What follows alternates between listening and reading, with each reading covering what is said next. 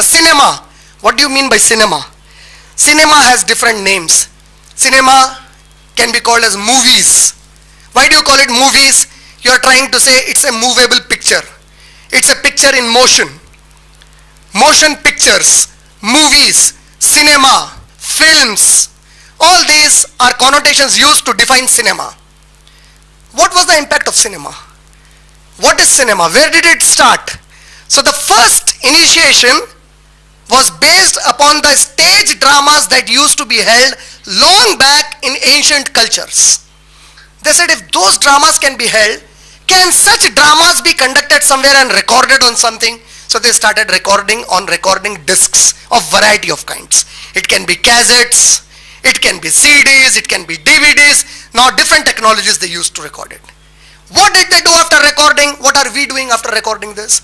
We don't have an audience of 10,000, 15,000 here, but the moment it goes on the YouTube, we get about 10 to 15,000 people watching it. How did we get it? Recording it. So these people, they developed the recording techniques to record whatever data they wanted to communicate to the audience which is not present there. Through this they developed the cinema. What did they do in the cinema? So in cinema, for the first time, a person by the name Edward, he kept still cameras, the photo cameras that we have. He kept photo cameras in a row, one after the other. And from each camera, he took constant photographs of a running horse. He captured from the still photographs different actions of the running horse by keeping cameras a little far from each other, and that he developed into a motion picture slowly. This is how the history of cinema begins. But this was later by Thomas Edison. See, he kept so many cameras. Now Thomas Edison, who is supposed to be the inventor of more than 2,000 things of the modern science. Thomas Edison, what did he do? Thomas Edison, he developed or manufactured or invented the first single device to record motion known as kinescope. This was the first device that he invented to record motion picture. And after that, the film industry changed forever. From this developed the other camera which we know as the cinematography camera. Who developed it? Lumiere brothers. Lumiere brothers of France, they developed it when? In 1858. I'll just tell you the history. You see, he started in US, it came to France. You know, from France, it was taken back to USA. How? Europe was developing films and their films were becoming popular. The first film to be shown in public was in Germany. In Germany, they showed the first film in the 19th century, and after that the first commercial film was shown in the USA, in New York City, in the 19th century. In 1895, the first time Germany showed a film.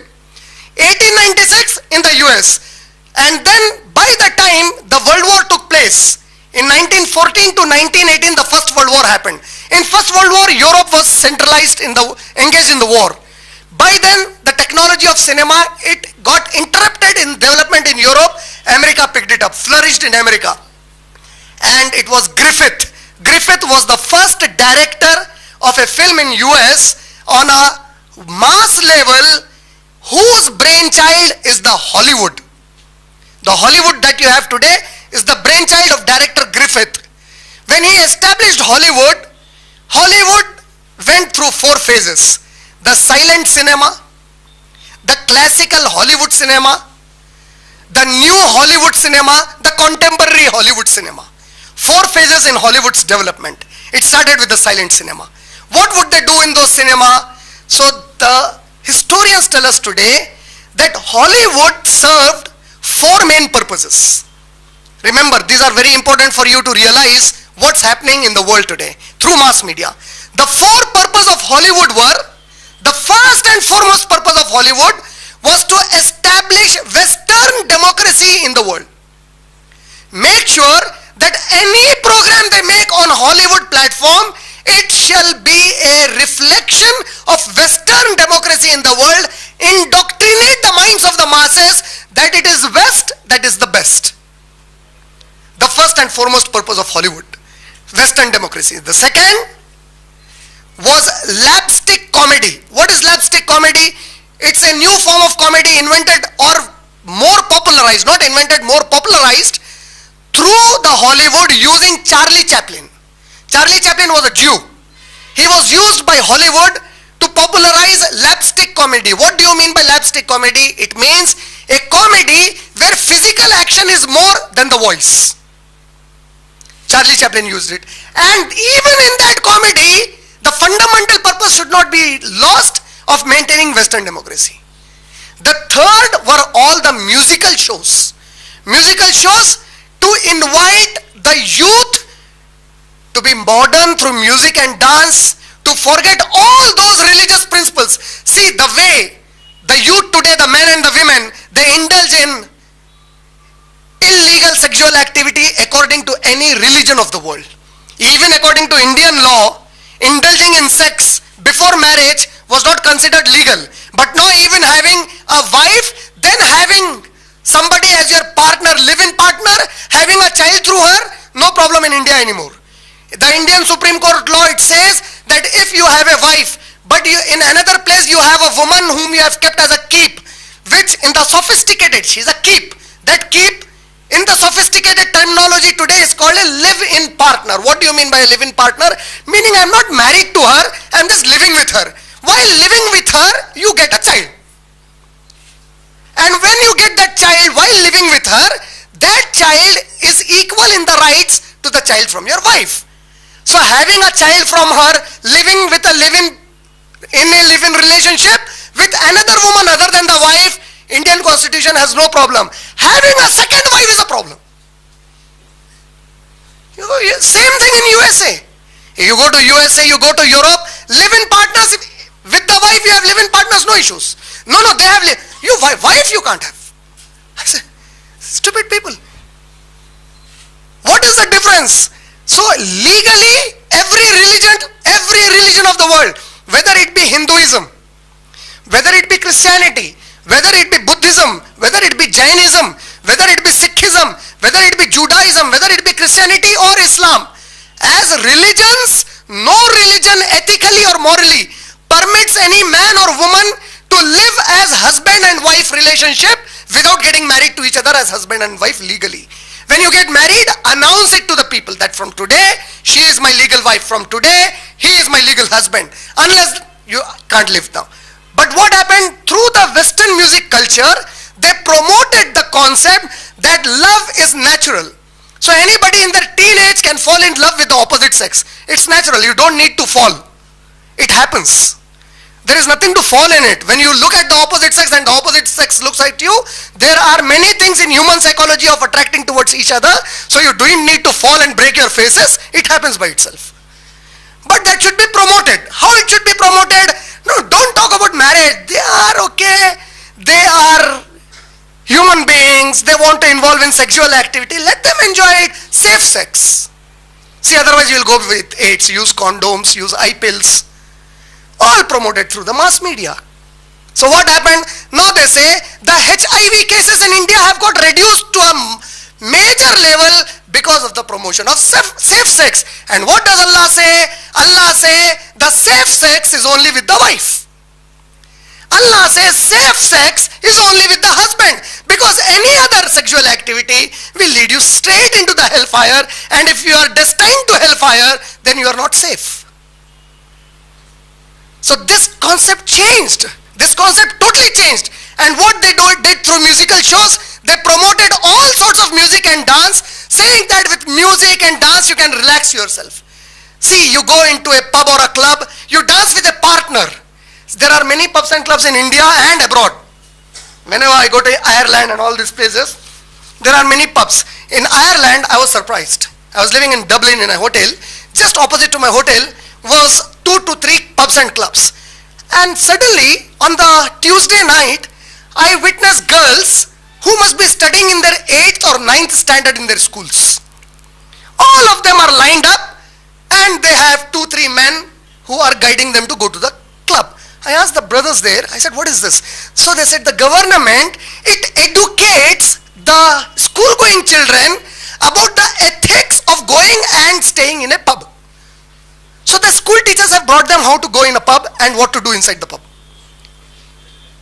This is Western. Why? Why is it promoted? Why is it promoted? In the teenage, your graph of adrenaline level, it keeps bouncing in your head. It is at its peak. It keeps attracting you towards the opposite sex. So the more you are thrown into that activity, the less you think about Islam, the less you think about government and its policies. You are engaged in your lusting life. You don't have time to think about, oh come on, the whole week I am busy, so it's a weekend. For a Muslim, how can you have a holiday, man? You have not fulfilled the job of Allah subhanahu wa ta'ala and you want a holiday? You say I want leisure. What leisure do you want? What did Allama Iqbal say? Waqt fursat hai kaha, kaam abhi baqi hai. He said, you Muslim, you are talking about leisure? How can you dare think of leisure? The leisure of a Muslim is only in Jannat. The Prophet never took any leisure. The Sahaba never took any leisure. How can we Munafiq take a leisure then? If we say we want leisure, we are Munafiq. We can't be better than Muhammad Sallallahu Alaihi Wasallam and his Sahaba. They never took a leisure for the cause of Islam. And that is what Allama Iqbal is saying. Waqt fursat hai kaha? Kaam abhi baqi hai. Noor-e Tawheed ka itmam abhi baqi hai. Where is the time to leisure? There is so much of work to be done. The Tawheed of Allah has to yet be established on the face of the earth. No leisure. But now what happens? When you are engaged the whole week in some busy work, you are given 2 days as weekend. So in weekend, come on man, enjoy yourself. Come on, forget all that. Enjoy yourself. So what is the enjoyment? This is how Hollywood promoted the musical shows. And the fourth most important job of Hollywood was the animated cartoons. And Walt Disney is the biggest name there. Every cartoon, many Muslims do not know this.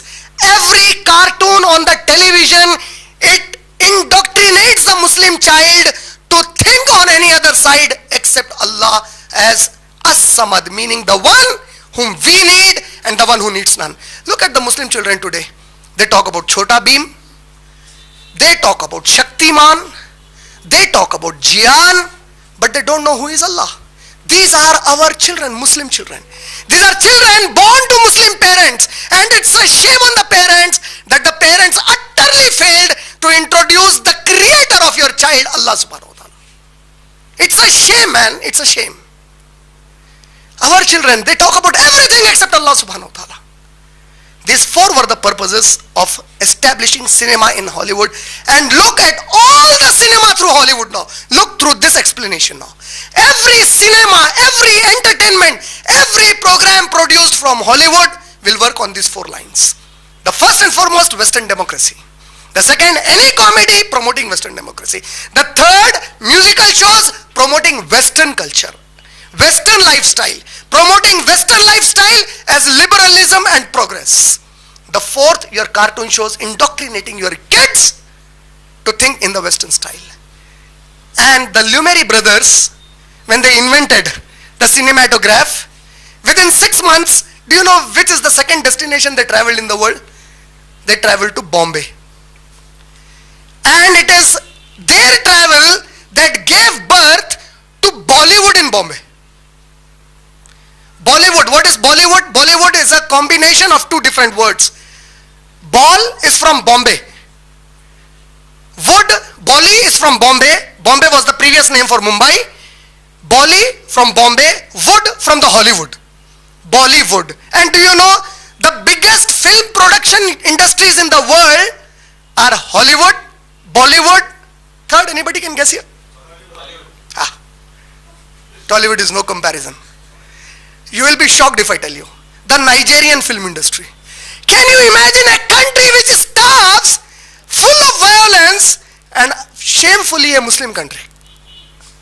A Muslim country, Nigerian film industry is the 3rd biggest industry in the world.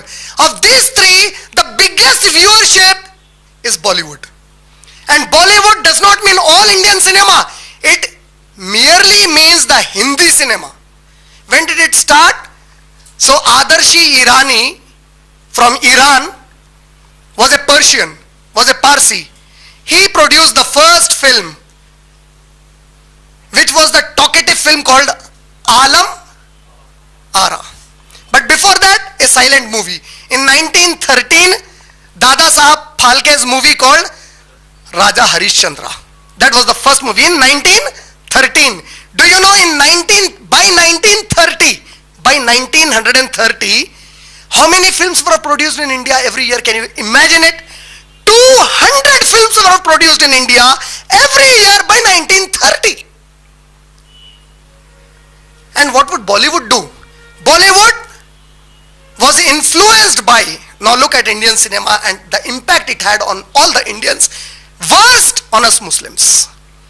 The Bollywood, it evolved itself around Mahabharata and Ramayana. It evolved itself around Sanskrit, Rahasya and Natya. Rahasya and Natya, Rahasya is story, Natya is drama. Drama and story followed with music and dance. The third is the folk stories, meaning folk stories, there was a person who lived like this, he used to live on a mountain, he used to stand on his feet, he used to fly in the air, all folk stories, mythological folk stories. I am not talking about stories. The Bollywood evolves around these themes. The fourth is the Yatra, showing all the pilgrimage sites of India where Hindus travel and promoting it through Bollywood. The fifth is the Western style of music and dance. The sixth is the cartoons animated in the Western style. And the worst of all in Bollywood is, you know, the pioneers of Bollywood, the forerunners of Bollywood when it was established, a majority of them are Muslims. Astaghfirullah. You want me to name them? The first actress of, the first most popular actress in Hindi cinema, Fatima Begum. Nargis, Muslim. Madhubala, Muslim. Meena Kumari, Muslim. Wahida Rahman, Muslim. Dilip Kumar, Yusuf Ali Khan, Muslim. Amir Khan, who is the great grand nephew of Maulana Abul Kalam Azad. Maulana Abul Kalam Azad is the great grand uncle for Amir Khan. And Maulana Azad is an Islamic scholar, a reputed Islamic scholar loved by all Muslims around. Amir Khan, Shah Rukh Khan, Salman Khan, filmmakers Asif, Kamal Amrohi, Mohammad Rafi, singer. And these people not only came into the limelight of Bollywood, they had an impact on the Muslim mind so much that the Muslims, they follow them, astaghfirullah al-azim, as if we are following our prophet.